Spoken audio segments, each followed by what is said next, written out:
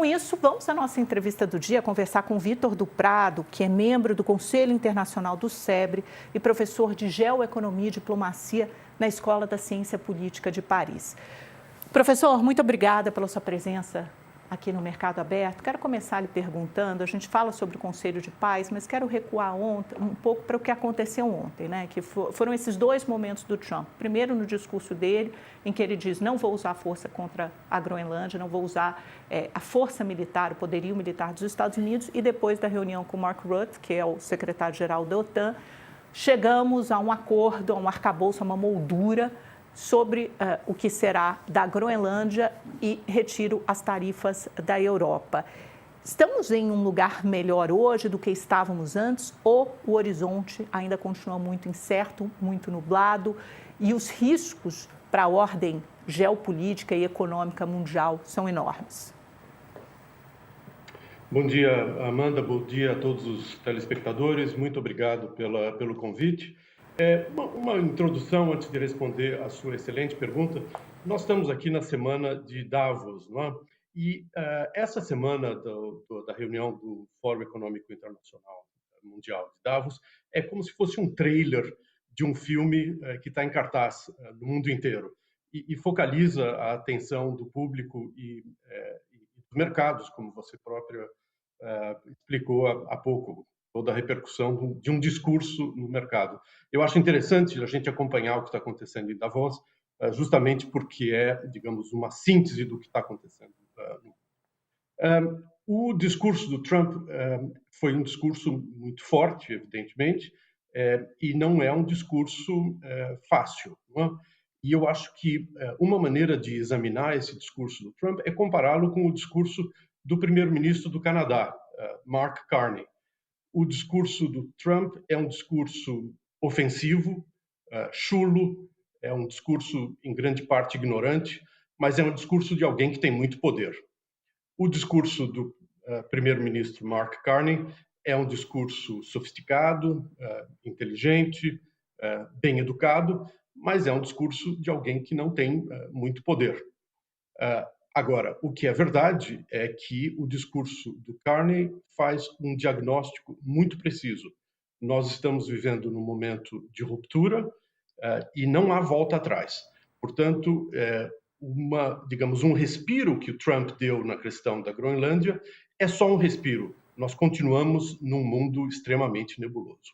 Eu acho que o senhor definiu assim, perfeitamente. É só um suspiro, quer dizer, a gente continua exatamente no mesmo lugar. O que a gente, o discurso do Mark Carney foi muito bom o senhor ter lembrado disso, porque ele fala, a gente não está mais numa transição, né? A gente está nesse momento de ruptura.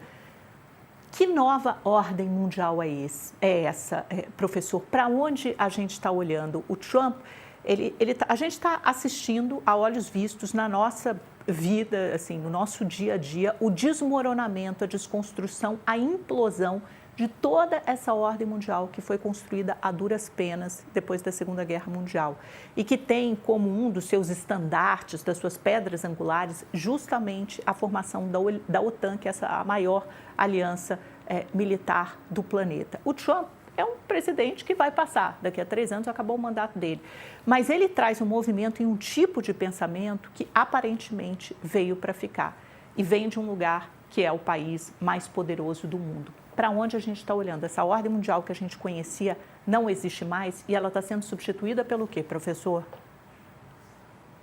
Eu acho interessante a gente pensar sobre o conceito de ordem desde logo, né? E a definição de uma ordem é um conjunto de instituições. Então, numa ordem internacional baseada em regras, uma ordem liberal que nós conhecemos até agora, havia uma série de instituições, a OTAN, a OMC, o Banco Mundial, o FMI, as próprias Nações Unidas, com seu Conselho de Segurança. E o que o Trump está fazendo é desacreditando essas instituições. E, com isso, evidentemente, coloca em xeque essa ordem. E essa era uma ordem baseada nessas instituições e num conjunto de regras. E isso tudo está sendo colocado em questão pelo Trump. Então, evidentemente, esse Board of Peace que ele estava lançando agora há pouco, como você mostrou, ele diz que não vai substituir a ONU ou o Conselho de Segurança, mas é um ataque, evidentemente, a uma instituição que existe, não é?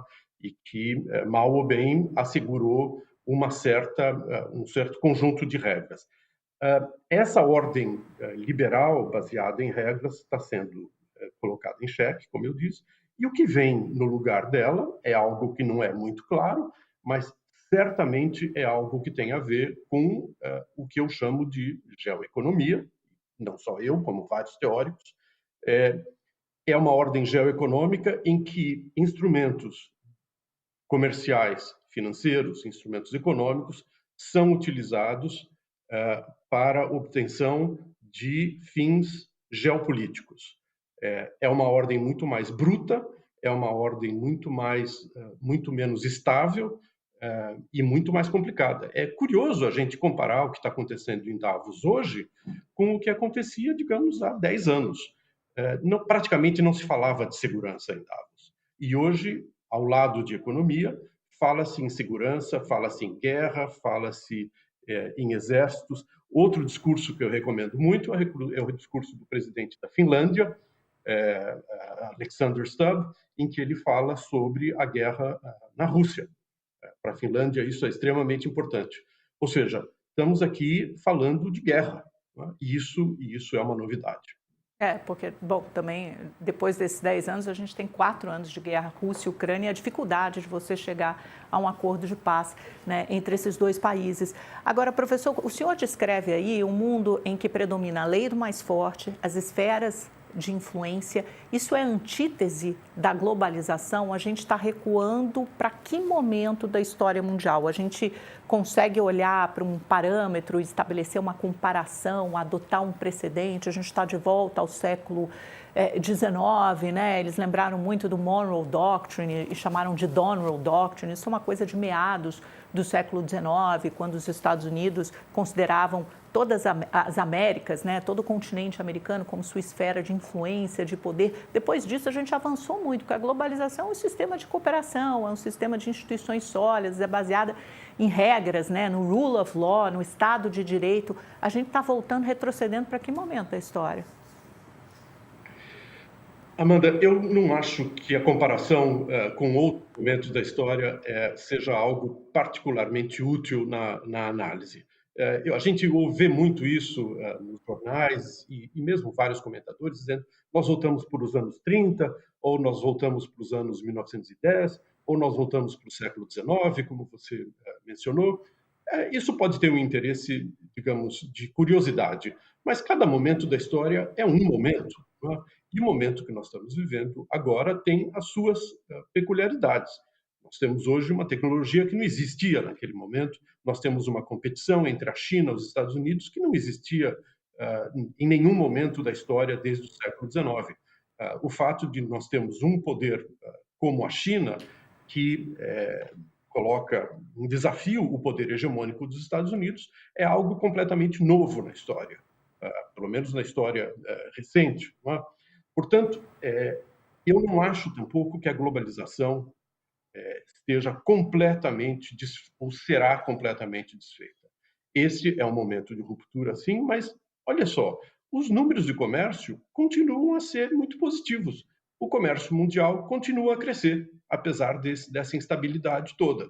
Então, nós precisamos pensar sobre isso, precisamos refletir sobre esse novo mundo em que as regras são mais instáveis, em que as relações são mais estáveis, mas eu não acho que vá haver de imediato uma total ruptura das correntes de comércio, por exemplo, ou das correntes de financiamento e de investimento. Agora, há sim maior tensão e há sim maior imprevisibilidade. Quando você tem a perda de confiança dos Estados Unidos, que antes eram, enfim, o aliado mais confiável do mundo para vários países, o que acontece a partir daí com China e Rússia, com as pretensões hegemônicas ou de extensão, ampliação do poder de China e Rússia? Como é que elas aparecem nesse tabuleiro? A China aparece, evidentemente, como o grande desafiador da hegemonia americana.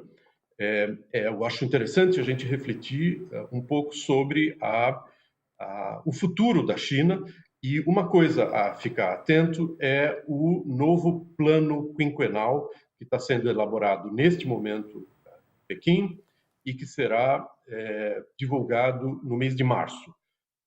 A China tem esse sistema curioso de capitalismo de Estado e o Estado define as grandes prioridades da economia num plano quinquenal, como se fazia na União Soviética, ou seja, é uma característica dos países comunistas definir esses planos. E a China claramente vai investir maciçamente em inteligência artificial e em alta tecnologia. E isso é o grande tabuleiro aonde vai se definir a hegemonia. Eu não acho que a hegemonia se define simplesmente com tanques e porta-aviões e armas nucleares e digamos, a guerra clássica. Eu acho que o desafio hegemônico vai se fazer, sobretudo, na alta tecnologia. Portanto, é preciso observar a China. A Rússia é outra coisa e acho que a Rússia não está na mesma liga que os Estados Unidos e que a China. Uma última pergunta, professor. Tem alguma condição do Brasil aderir a esse Conselho de Paz que foi mostrado agora com Azerbaijão, Armênia, Hungria, Turquia, Paraguai, Argentina, Emirados Árabes Unidos, sem nenhum Arábia Saudita, sem nenhum país europeu, quer dizer, 2 países europeus, né? Hungria e Turquia, que fica ali no meio do caminho, Ásia e Europa, mas parece que sem nenhum ator relevante, estandarte da democracia? Amanda, eu não estou mais no governo brasileiro, já estive há muito tempo, e eu ficaria muito surpreso se o Brasil aderisse a esse Board of Peace, não só pela lista de países que você mencionou, digamos, não é uma lista na qual eu pessoalmente gostaria de ver o nome do Brasil, mas sobretudo quando se lê a carta, né, a constituição desse Board of Peace, com os poderes que dá a uma pessoa, o Trump, com o bilhão de dólares que você mencionou, ou seja, aquilo é, digamos, um clube do qual eu não acho que o Brasil teria muita vantagem em Como é que participar. você descreve esse clube, professor? Que você vê? É uma tentativa mesmo de fazer frente à ONU, de reconstruir essa ordem multilateral, só que com uma outra configuração, com outro peso dos Estados Unidos? Que concepção você faz? É curioso, porque eu acho que nós precisamos diferenciar a missão de paz no preâmbulo da carta desse Board of Peace dos meios. Não é? Os objetivos são nobres, e os objetivos, no fundo, paz e cooperação, e começar por reestruturar a faixa de Gaza, tudo isso, eu acho que é difícil encontrar alguém que não esteja de acordo. E nesse próprio board estão lá Israel e a Turquia, que não são os melhores amigos. Então, no fundo, a missão é válida.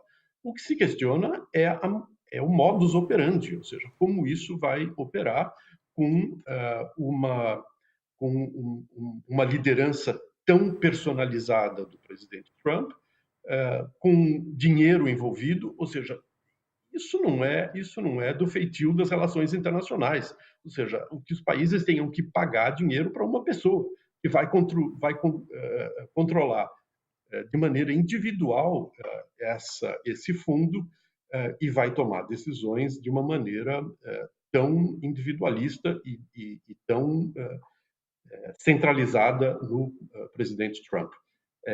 É o clube do Trump, no fundo.